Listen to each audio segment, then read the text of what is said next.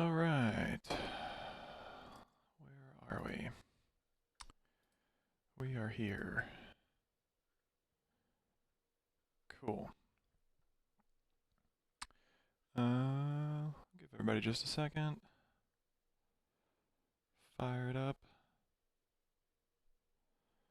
Is it working? Seems like it's working. No, I don't know. Maybe not. We'll give it just a minute. See if some people pop through.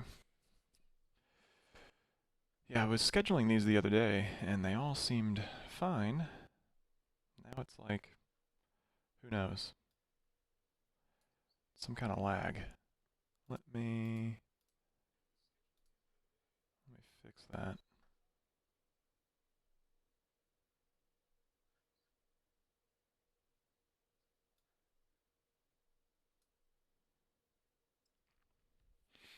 It's like a really weird lag. It's even doing the lag on my side. I must just be doing all this wrong because it used to be so easy. Alright, let's close down my Amazon orders. Cool. Okay.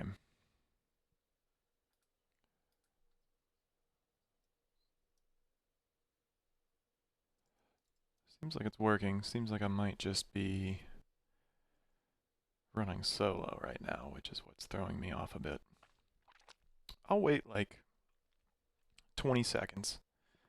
And if no one shows up, that's fine. I'll just record this anyways. Helps me kind of stay like motivated to continue working on this anyways. Not motivated because I'm super excited about the project, but more just like routine. Gives me a better routine, I suppose, to kind of keep working on things. So that's always good. Let's see here. Just another minute. I always chop like the first 2 minutes off of this anyways for the final recording.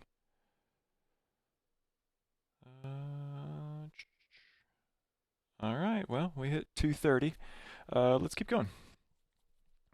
Okay, so where I ended off yesterday was, or where I am right now, everything's passing, added a few more tests, and basically test drove the controller bit here. So, or not controller, sorry, the form request bit. So let me just kind of recap this, because it's not all the way done. It's tested, and the pieces are there, but I took a bit of a shortcut. So I was having a lot of trouble with this because this was the first generator that needs to look at the tree in kind of a holistic way. So a lot of the things we've been generating so far, like for example the model migrations, they just need to look at the models. Like they don't care at all about anything else. They just look at the data types and whatever other attributes you passed in, and boom, it's all good.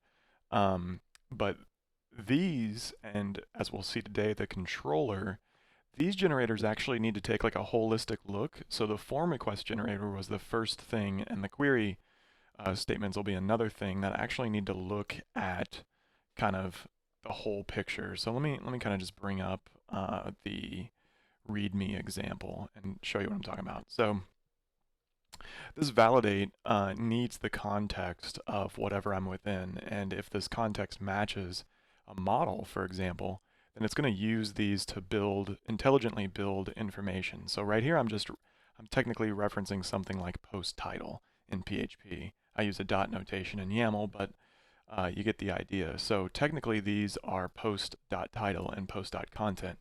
So the form request generator needed to be smart enough to not only default those to support a super simple syntax like this, but also be smart enough to say, okay, now that I know the context of that model, go look at that model definition. And eventually Blueprint will be smart enough to just look inside your database anyways, because if you're working on an existing application, for example, you won't necessarily always have these written out. So this is going to be fine for new stuff, fine for version 1, but as you start to work with existing projects or to have that memory that I want Blueprint to have, which I think is a key differentiating factor, then these things are going to have to, again, take that holistic look at like the tree. So that was providing some challenges because for the most part, these generators have just kind of naively looped over things and just, pulled in some stub and replaced some things inside of it. So not much different than the artisan commands, pretty straightforward code that is. But now this was kind of the first thing that had to start saying, okay, go get me the model, figure out which model, pull it out of the tree, and send it off to something else. And on top of that, having all that logic here started to make this class pretty large. So a lot of these are just like real simple one-line methods, which are fine for now. But to turn in a column definition to validation rules was actually really, really, really extensive. There's like a lot of logic there. So I broke it out in this little helper class, and this is the class that needs more test driving. So as we can see, all of our tests pass, but I'm not really testing all possible combination of the translation of rules from columns. So we can see that this class has a bunch of to-dos and is untested. It's only tested so far as the test cases I have for the form request generator to feel confident it's behaving correctly, which I do, but knowing that this other little, it relies on this rules translator, there's a lot more work to do here. So I think what I'm going to do is I'm gonna obviously continue to work on this myself, just as needed as I build more things. But I'm also going to kind of open this up as an issue and allow this to maybe be the first thing someone could tackle in a PR. So if you're watching this and you feel like contributing to the project, this can be something, this code's out there. I'm going to open up an issue for it. This can be something, we start to whittle down. So I left these to-dos in here for some ideas. So just to kind of recap these real quick.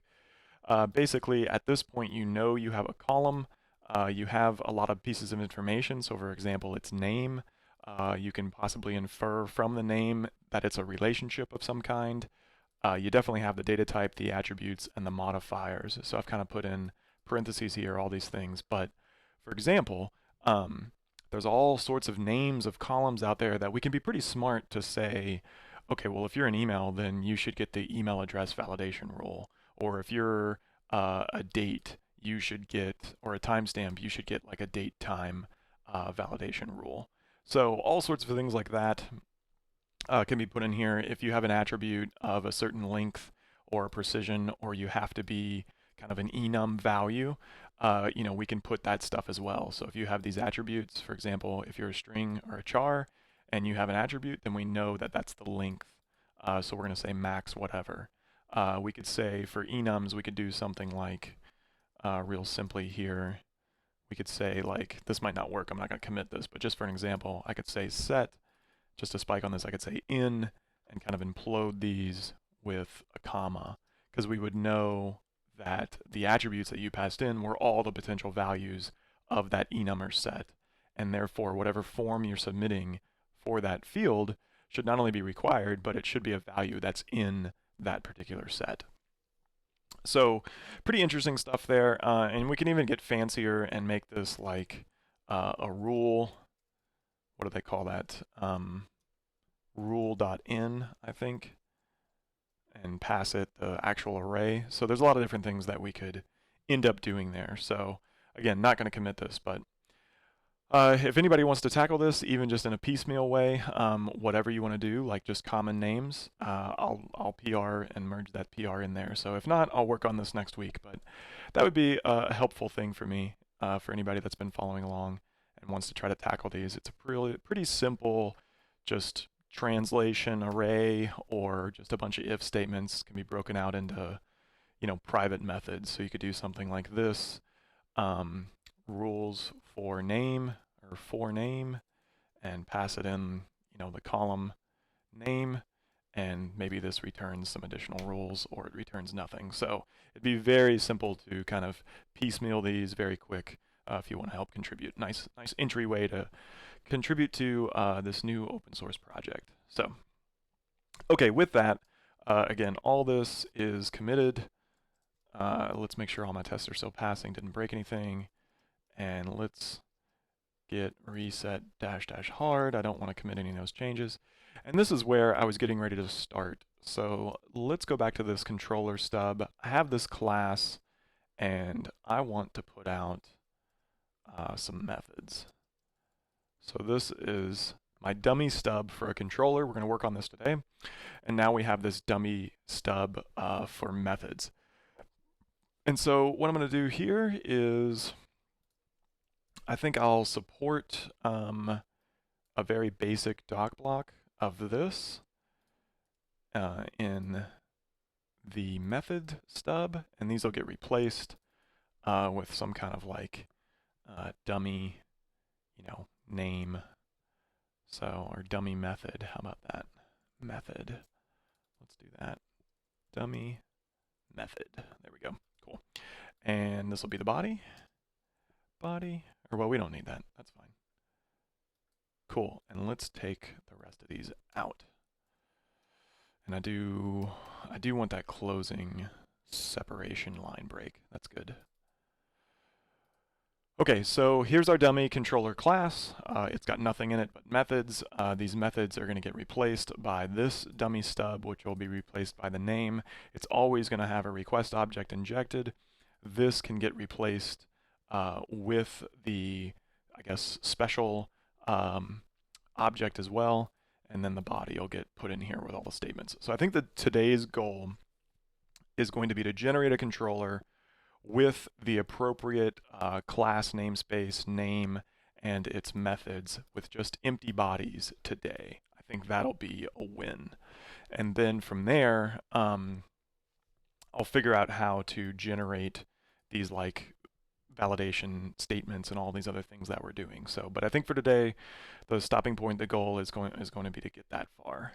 So, with that said, let's do our little copy pasta game. Let's get rid of this build folder. That's pretty old. I don't think it's being committed, but I don't need it locally anymore. And let's go to generators, and now we can definitely copy one of these to be a controller generator. So let's just kind of see which one's probably going to be the closest. This definition's probably the closest. Or maybe even a model. Yeah, a model has multiple stubs. This is probably... Model's probably more accurate of what we're going to be doing. So let's borrow this. And let's call this controller generator. And we'll just give it a real quick pass anywhere I call model, and we'll preserve the case and call it controller and replace all those. And now we have a controller generator, which looks underneath controller for the class stub. Great. It's going to loop over the controllers and populate the stub. And let's just take a quick pass at this. We've got namespace, classes, and now we can say methods. And let's rename this to build methods. Awesome. It takes a controller. So good renaming there. And we don't need all these like hundreds of different columns. So I'm just going to get rid of a few of these. And let's change this to, or well, no, that's going to have a test. We don't have any fillable columns, castable columns. Doesn't look like we're using any of these types of things. So let's just remove all of that. Cool. And let's leave the rest of this. Okay, let's leave that alone. I think that's a good enough first pass for copy pasta. And then let's do the same thing for the generator test, controller, generator test. And we'll do that same rename and we'll replace all those. And now let's go through this. Okay, so we're going to have a generator. We're going to need the controller lexer. The controller lexer should get, what does it get? It gets a statement lexer. Yes, it does. Okay, cool. And we could definitely trigger this statement lexer to be a fake if we wanted, but for now, let's just use a real one. And so it output writes nothing for empty tree. Good, so it's going to call that. It should call put, or should not call put. Output writes migration for controller tree and controller tree. So now we have this tree that's going to get output. Okay, good. Let's see if these run. So vendor bin PHP unit. We get some exceptions, and it's not finding the README examples in our controller fixtures, which makes total sense. We haven't copied those yet, so let's do that. But first, let's narrow it down to just these two. So our initial test passes, which is good, so successful copy and paste, but now we want to get more strict about actually driving out these changes with tests. So we have this README definition, but it's not finding the fillable stub. So let's go take a look at that first. So in the code, let's split these up. And let's close the others. Awesome. And now let's start. Oops, I did that backwards. I want the controller generator test. Controller generator test. There we go. Close others. And let's start crushing this. Okay, so this should get... Oh, I remember that. That's kind of weird. I'm going to leave that there for now, and I'll talk about it later. So let's get the method stub. And it just gives us back a method stub. So we're really just allowing that to more or less pass through. There's no other stubs we should be getting. So let's see if this gets us a little farther. Okay, output writes migration for tree, failed to open stream, fixtures controller readme example.php. Perfect. Okay, let's go get those fixtures in there. So I'm going to copy models, paste this into controllers. That's going to give me both, and I just want the readme example now. So let's look at the readme example. Whoa. Let's look at the readme example and see what we get.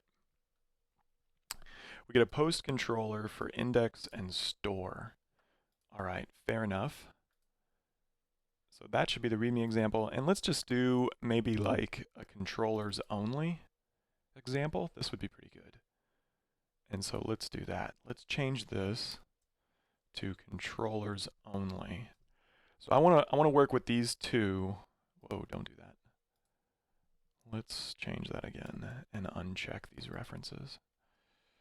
Controllers only. There we go.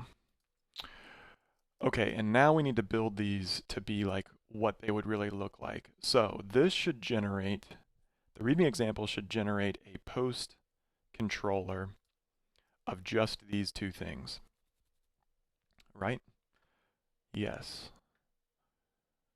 Okay, so let's do that. Let's bring in our stubs controller class, copy that, and this should get, or wait, not that, this, here we go. Okay, so this should be app, HTTP, controllers, great, and this should be a post controller. All right, so it should make that, and it should have an index and store. And for today, we're only gonna do these real simple bits. I'm not gonna replace that body. So this should simply be index and store. Index and store. Okay, let's go that far today. And I'm not gonna worry about this controllers only. I'm just gonna delete this so it has an empty stub. So let's go back to our controller generator test. Let's close these other things down, and let's, for now, just get rid of that and set up this test data right. So this should be HTTP controllers post controller is what should get put out. So if I take the readme example and I do the post controller, I should get the controllers readme example file output. Cool? Okay, so let's run this again. We just get one failure now because I got rid of the extra. And now we're getting a fillable columns issue. So let's go make sure this test is set up just a bit more to see how things are going. So we have this iteration. That's because when you use a data provider, it doesn't actually release this created bit, so it doesn't call setup. So it's It's kind of interesting. So I had to add this little iteration thing, which is not so hot. I feel like maybe I'm doing something wrong because if that were the case, if PHP unit really did that, excuse me, that would be, I feel like more people would run into that problem than just me. So I'm a little skeptic to call that any kind of bug. Okay, so it should put out that path when we parse it, and it should say that path was created. Great. Okay, so this test is actually pretty good, which is why I've been doing that copy paste. So let's run down this side of it and kind of see what things look like. So I feel good about the test. In fact, I'm going to go ahead and close it so we get more room, so I don't have to do all that horizontal scrolling. In fact, oh, okay, I see why we're doing that now. I was like, why the hell am I horizontal scrolling anyways? Okay, so we're going to loop over the controllers. We're going to get the path for the controller, so let's take a look at that first. So we should be HTTP controllers. That should be our default location. And the controller name in the README blueprint file, the controller name here is just called post. I want the controller to be smart enough to know what its name, quote unquote, should be. So I'm wondering, do I put it here where this is kind of like the name that you ask for is what the controller name should be, or should this be what you named it in your definition? And then maybe I should have like a normalized name or something, or maybe just nothing, like just do it here where it's just like, does this end with controller? Yes. Okay, then don't put anything out. So I think I'm going to do that for now. I'm going to do string ends with controller. So if it ends with controller, so we're definitely going to do controller name. And then basically we're going to say, hey, if you end with ends with, and the haystack will be controller name. So if you end with controller, then do nothing. Otherwise, tack on controller. Great. All right, cool. Okay, so we're still getting a failure. Fillable columns. Okay, so I kind of fixed the wrong spot, but that's all right. Okay, so property stub. That seems weird. Let's rename this to method stub. Method stub. And basically, I don't want to have to get this a whole lot. So let's call this stub. And stubs file get contents on the method stub. Great. Cool. And let's not call that. Let's call that stub. Oh wait, I can't call that stub. Oh, that doesn't need a stub anymore, so it's fine. Cool. And let's find where I use that. Okay, cool. So method stub, no fillable anymore. Don't need any of that. And I'm calling it down here for some reason, so that's strange. Okay, so you're definitely going to have methods. You would never have a controller's definition without methods, so I don't think we need to do this empty bit, and there's no more fillable columns anymore. So I think what happens now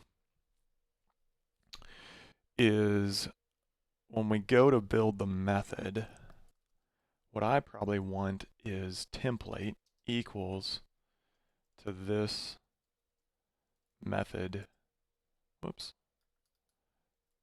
method, what did I call that? Method stub. Why isn't that highlighting for me? And let's call this methods. Okay, so we're going to track all the methods. We're going to pull in this template.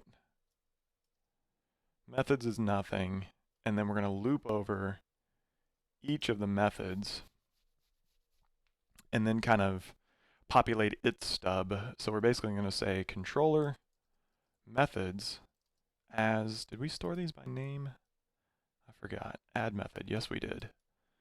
Okay, so methods as name, and then body, or statements. No, body's fine, that's what we've been using before. And here, we'll say, for now, replace dummy method with the name of the method in the template. So we're never changing template. We're always able to reuse it for each, and then we're going to trim that so it gets output nice and tidy. So let's see how far this gets us. Cool, a little bit farther. Okay, cool. Output, definitions, app, HTTP, illegal string offset. Illegal string offset. I must be referencing something as an array that I should not be somewhere. Generator 76. What are we doing here in 76? Oh, just return the stub. Cool. Uses soft delete. That's not a real thing on line 81. So when do I call add traits? Populate stub, add traits. So instead of adding traits, I probably want to do something like add imports, but I'm not going to do anything with this just yet. So I think for now, I'll just leave this dummy because I don't have any test driving me to do anything with that. Okay, good. So now we have app HTTP controllers postcontroller.php, sweet, and we have, okay, so our namespaces and our dummy controllers not getting replaced correctly, but this is actually looking really sharp. We got that index and that store, so that looks good. All right, so let's clean up this stuff higher up. So this should no longer be app, it should be app HTTP controllers. And then dummy class should not simply be the controller name anymore. It needs to be the controller name plus whatever we're saying. So I am going, this is not really rule of 3, it's going to be rule of 2, but I am going to refactor this into its own method, which I forgot the quick key for. So extract into its own method, and let's call this controller name or class name. How about that? And yes, let's do it. And in here is where I'm actually going to do the same thing I did here. Boom. And now I can say something like this. Class name, controller name. Cool. And let's go to this. Oh, it takes the controller, my bad. So we'll just pass the whole object, even though I only need the name, that's fine. And we'll return this. Sweet. And I don't need all that crap. Okay, cool. Okay, got dummy controller still not working. I think that's because I called it dummy class. Everywhere else I've called it dummy class. So I actually probably just want to fix that in the stub. Controller, stub, class, dummy, class. Awesome. There we go. We are generating controllers. Okay, there's nothing fancy inside these methods, but that works pretty well. So given a Friday and the short timing, I'm probably going to stop here, but let's just kind of pseudocode what's remaining. And then, of course, if you have any questions, comments, whatever, go ahead and send them across. I'm glad to do a little QA, again, before we shut down since we're a little bit early today, but that's one of the reasons I kind of backdoored this by doing the generator statements first, is because this gave us momentum. I think if I would have started here, the controller generator would have felt very, very difficult, and I probably would have gotten in the weeds. So sometimes, just from experience, I can kind of see when that's going to happen. And so I kind of try to do like a divide and conquer approach. And so as we saw earlier in the week, some of those earlier videos, like I was recording, I would start with something like the job generator, like super, super easy, right? And then I copy and pasted that to make the mail, the event, all the different generators there. And then it wasn't really until yesterday, after a lot of momentum, that I started with the form request one, which was admittedly probably the hardest. And the query generator is going to be the hardest for sure. But again, by gaining some momentum, in just 45 minutes or an hour of these live streams, I've been able to kick out a lot of code. So just a little trick there I do, just to kind of share and recap on. So the next thing that's going to need to happen here, of course, is these methods aren't really done. What I'm going to need to do is probably in method themselves or whatever, I'm going to need to generate a method in here and replace kind of that little bit here with all the statements. So this is kind of like a to-do. So to-do would be like for each statements output their resulting code and increase. Yeah, so basically it's kind of like, okay, I came across a validate statement. Well, that's like, a change method signature, right? Or better yet, replace request injection. And then also add import. And then if I come across like a, let's just say like a queue, similar thing, right? Like output, job, : dispatch, and, with data, and then also, add import. So we can see that there's a lot of steps that still need to happen here for each individual piece. But, again, this divide and conquer approach is definitely kind of helping that out.